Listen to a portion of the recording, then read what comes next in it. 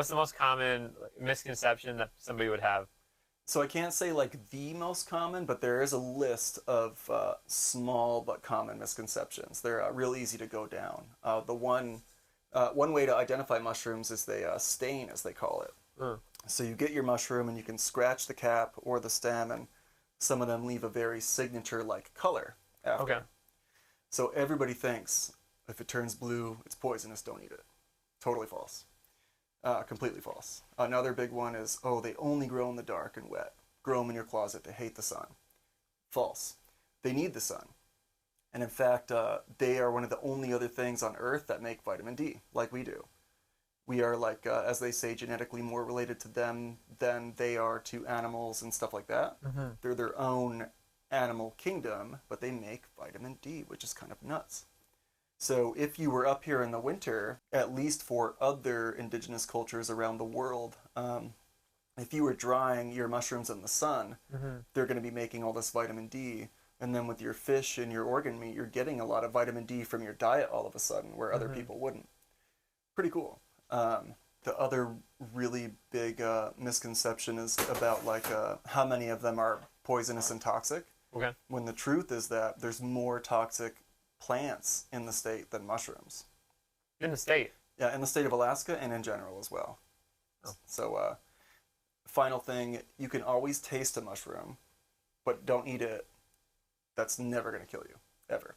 Some people think that touching and even tasting is like this crazy dangerous act, and it's probably good to tell children that. Mm-hmm. And also, dogs suffer more from mushrooms than people, so you have to be really careful with that too. Can you tell the difference in a drink if the mushroom was made like organically versus inorganically? I don't know about the taste, but that's interesting you brought that up. Speaking of Paul Stamets, as many people don't know because the marketing doesn't really tell you this, it sort of does. He likes to skip over it and say this part really quietly. But they make mushroom products from myceliated rice.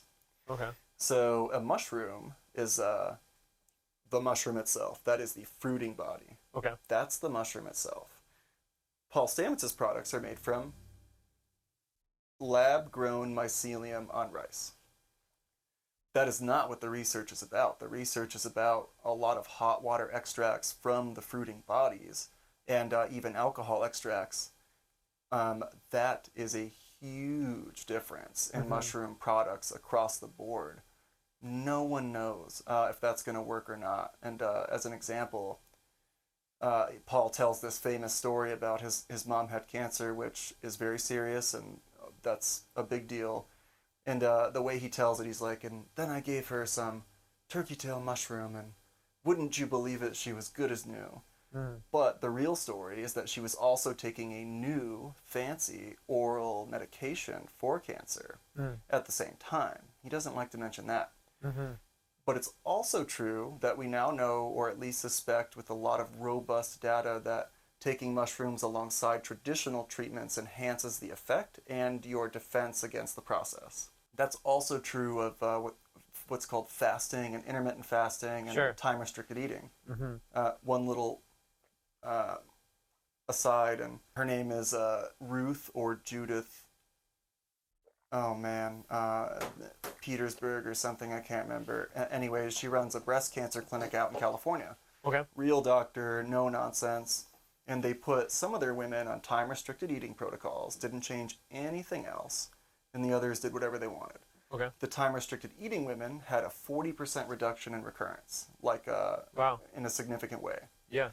So, again, fasting and mushrooms enhance traditional treatments.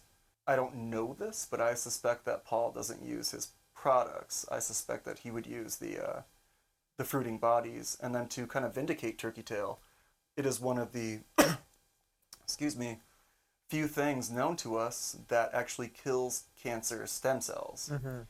And that's massive because chemo is known to not kill cancer stem cells and is thought to be one of the drivers of metastasis and also recurrence. Mm-hmm. There's also other foods that you can get at Fred Meyer that do the same thing, believe it or not. But anything that can kill a cancer stem cell, that's worth celebrating. I just wish that people would discuss them in an accurate way, but He's not a mycologist. He's a business person, just like his dad. There we go. I'm wiser about mushrooms and mushroom culture